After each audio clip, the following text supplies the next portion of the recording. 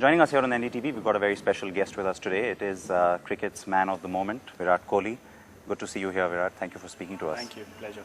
Welcome back from Sri Lanka, I should say, because you must have just about gotten back.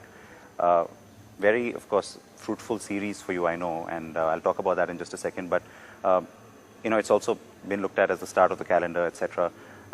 Was there a lot of pressure going into it? Yeah, certainly there was because of how the last season went for us. We didn't probably have the best of two tours to England and Australia. So starting the new season on the right note was really important for us. And winning 5 games there and losing one, I think was a great start for the team and for myself as well on a personal note. And it boosted the confidence of everyone in the team, and it just gives you that right platform going into the new season. Emphatic win, in fact. It wasn't just a series win, but nice sort of, you sort of creamed them, didn't you? Yeah, it's always nice to execute your plans and get the right results, so we felt good about it. You were instrumental in a lot of those wins. I mean, everybody has talked about the fact that, of course, you were the man of the series, both in that one-off T20 as well as the 4 ODIs. But while I'm sure that you do have your sort of personal targets, etc., accolades like that would help you at this stage. Well, I really don't think about awards and man of the match awards and man of the series, but if you do perform well in a series, if you end up being consistent and you get rewarded at the end of it, knowing that there are quality players in both the sides, and it gives you a sort of a nice feeling and gives you that confidence and as I said, the right platform for the new season, to have the right kind of mindset and just keep working on it. So yeah, obviously felt good, but I don't really think about awards and what I'm going to get after the series. Fair enough. The last 9 innings, you've got 5 centuries, 4 of them against Sri Lanka, if I'm right. So you like playing against Sri Lanka, clearly. We play them so much that true, but even so. Yeah, I mean, you have certain bowling attacks that you develop a liking against, and luckily I've been able to score well against them. And as I said, we played so many matches against them in the recent past as well that most of my hundreds have come against them because we played them so much. So the main priority is just to be consistent, and being the fact that Sri Lanka has been the team that we played the most, the runs have come against them, but the aim was to be consistent as much as I can, and luckily it's been working for me. Also, bowlers like Malinga, I mean, people always fear batting against him. A lot of the other teams I know. The point you make about playing a lot with Sri Lanka is one, but you also have them playing with you in the IPL. Does that also sort of help gauge them better?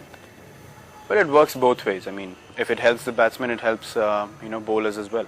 So if people say that we've started playing Malinga well just because he plays in IPL, I think that's just a judgment that they make. It could be the other way around as well. He gets to know our weaknesses as well, and we could exploit them as well. It's just about getting better against a bowler, and the more you play a bowler, the more you get to know about his bowling strengths and weaknesses. So you can work on them and try to tackle them, and that's what we've been doing really well against him.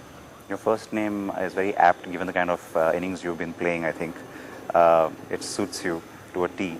But tell us, I mean, what's the kind of strategy you have? Is it about, I know you're not looking at sort of, milestones and epitaphs, but are you looking to score big so that, the team gets off to a good start, has a good total at the end? What's the strategy?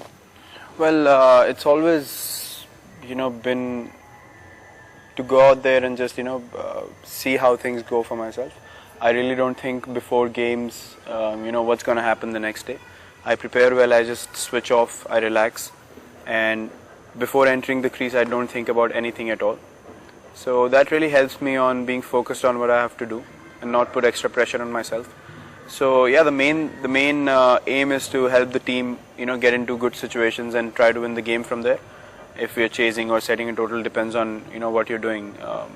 So it's all about, if you get set, it's not about getting 60, 70 and throwing your wicket away, because that doesn't help the team's cause. It's about going that extra mile and helping the team get a strong total or chase down a total, and eventually you go back and realize that you've done a good job and you've helped the team through when you could have just been satisfied and throw your wicket away. So I try not to do that, try to stay focused and committed to what I'm doing, and that sort of works for me. I guess it's sort of easier said than done, though, right? When you say you don't want to take that pressure onto yourself, because playing cricket in the subcontinent, the Indian media, for example, puts you under a microscope all the time. That kind of pressure, it's not easy to shake that off.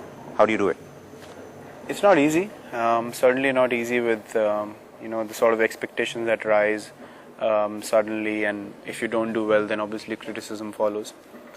But over a period of time, I've learned to sort of stay in my own space and stay in my own bubble. I think it's really important for a sports person to know what he wants to do and not pay attention to what people have to say and what people suggest. I mean, you can obviously talk to people, listen to them, do what's right for you, and keep the things that might not work for you away.